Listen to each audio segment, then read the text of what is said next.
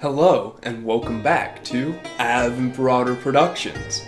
Today, we're going to be taking a look at the Byzantine Empire, their strategy, and what set them apart in the medieval era, which really came to be one that reflected their own thinking, ways of strategy, and cultural influence.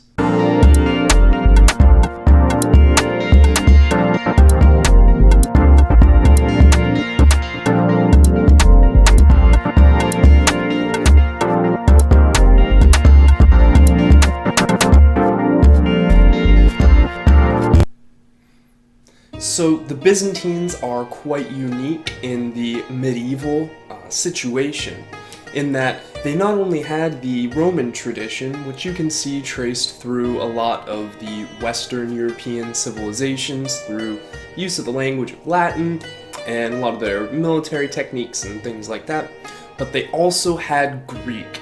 And Greek was so important that the Latins themselves wanted to be the possessors of these societies. Greek society had some flaws, and there's a reason, very good reason, why this particular episode had to come after the one on Roman and Greek strategy, and that's because the Byzantine Empire took a very serious stance and took the old Roman ways of taking what is valuable from all other societies, regardless of whether they're culturally compatible or not, and using the best elements of them. This will become a little bit more apparent as we talk about some of the huge reformations that happened between the 4th century AD and we're going to go roughly up to the 8th century. There's a lot more interesting stuff, but this is a basic foundation. A lot of these episodes have been foundational, but there's a lot here, and there's a lot of really exciting things to talk about. So, without further ado, let's go ahead and look at it.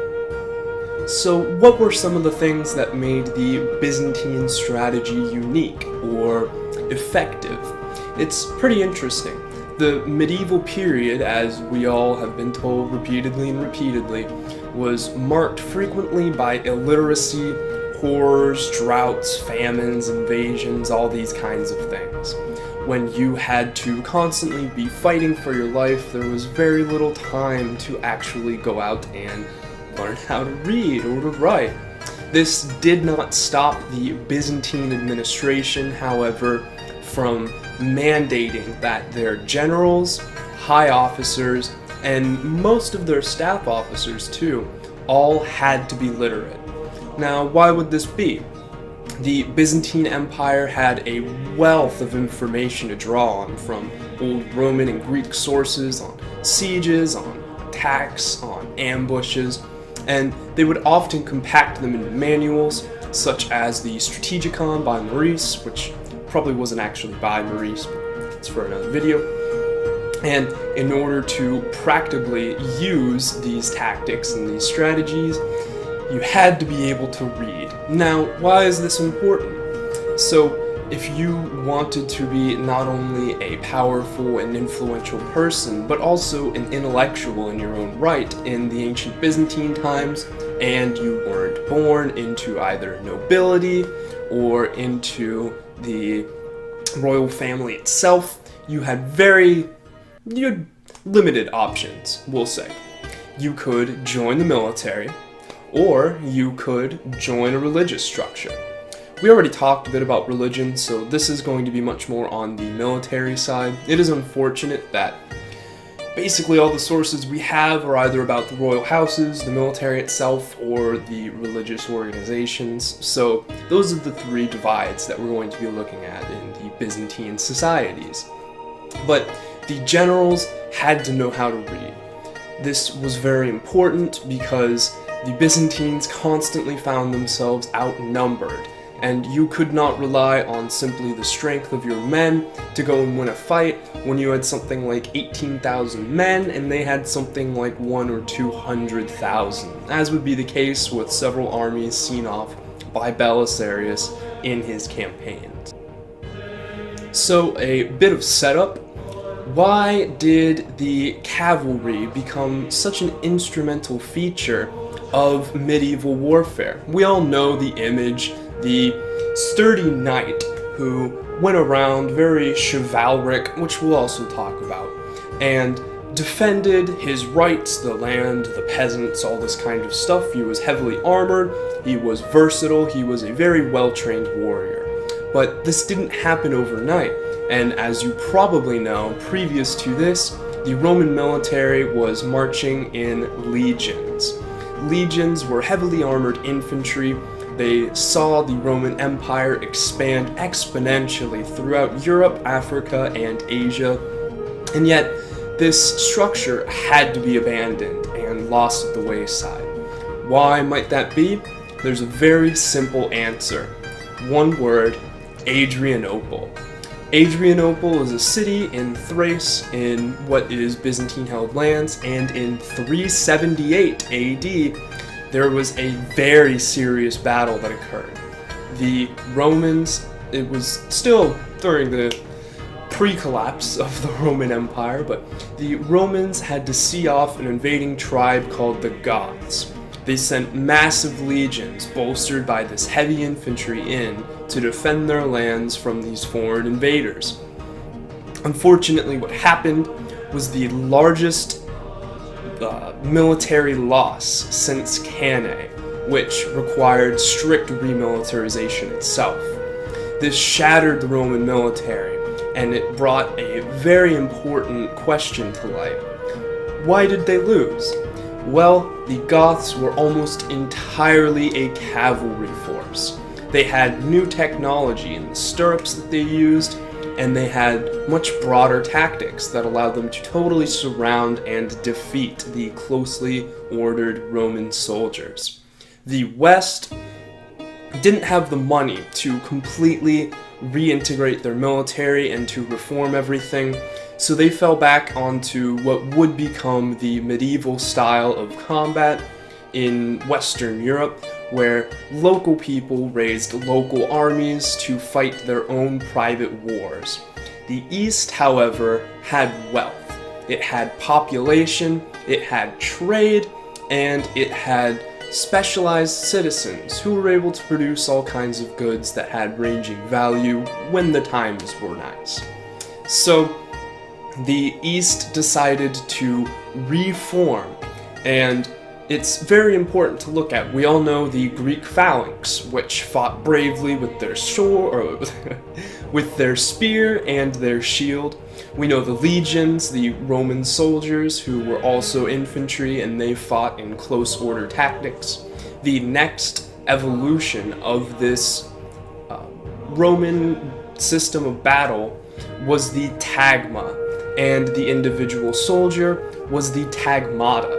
The tagma were effectively Roman legionaries. They were heavily armored, except they were on horseback, and they had to be specialized in fighting with not only a lance, as many on horseback would, but also the bow and the sword. This gave them an increased level of flexibility for dealing with various situations, and allowed them to be able to handle any situation that would eventually be thrown their way. Now, interestingly, in these military manuals that were written up by these various great leaders, soldiers, and individuals, there were even some that were probably written by those who hadn't seen combat, especially in the 5th, 6th, and 7th centuries. This is about the majority of the literature that we get from this time, so it's very important to look at and to recognize. In the middle of these, especially in Maurice's Strategicon, we have maxims and concepts to live by, and these are very similar to the chivalric codes which would eventually come about in the West. There were provisions against damaging any property that was owned by farmers and locals in the small villages, because these were taxpayers, and if you were a soldier destroying taxpayer land and property, you were kind of taking money out of your own pocket. Didn't really make a lot of sense. There was strict organization about what was allowed in the individual soldiers when they were marching to combat. You were not allowed to break formation, you were not allowed to utter a battle cry, you had to be cleanly dressed and properly prepared before you went into the battle. It was an extensive codification of what a soldier did, what he needed and how he could prepare for the upcoming battle, and in a lot of cases, these manuals even looked at what to do in case of defeat, which is something that a lot of civilizations at this time would never even consider. A ship cannot cross the sea without a helmsman. Neither can one defeat their enemy with no strategy. So now I'm going to tie in to what we talked about with the ancient Greeks. In the next part, we're going to talk about the basics of strategy, how they applied specifically to the Byzantine civilization.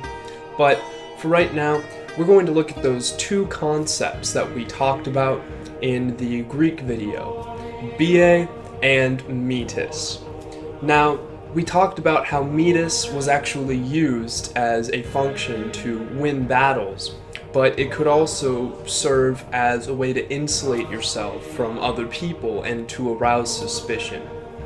Bia was the fighting courage of the warrior, what made the Greek hoplite stand there and fight against his opponent.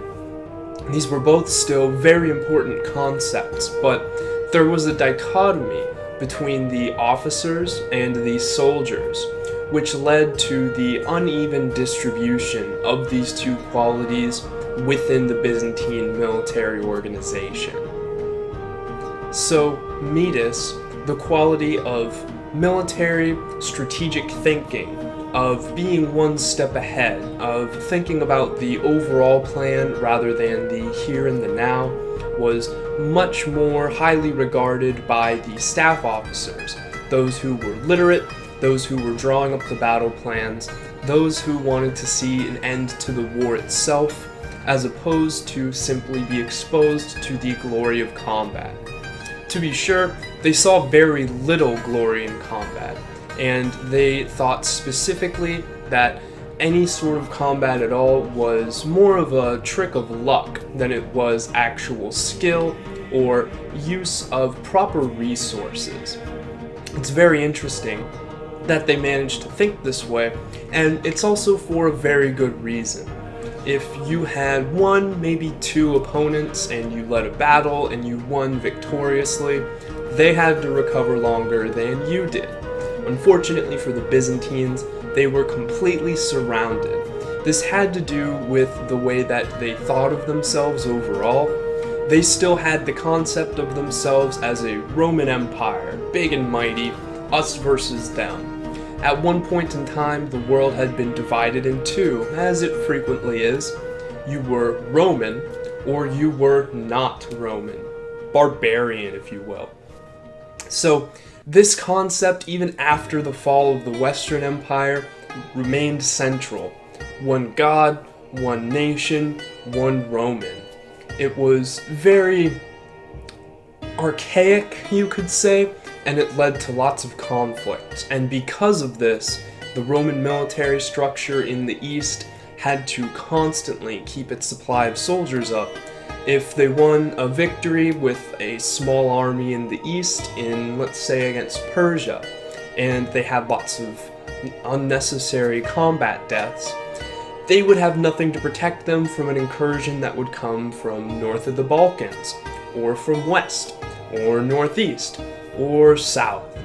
So there was lots of reasons for the generals to look away from battle as less of a thing to show their natural prowess and more of a thing to destroy themselves and everything that they know. So, thank you very much for watching. I hope that you enjoyed. This is going to be a extensive, hopefully it's still going to be 3 parts, about the Byzantine strategy. I'm still kind of fleshing some of it out and trying to see where exactly it's going to go. This is one I have a lot of sources on. This was one that I was really looking forward to. The next couple parts are going to be a lot of fun.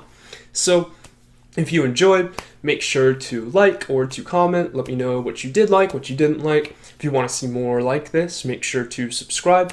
And as always, remember, Ave Imperator.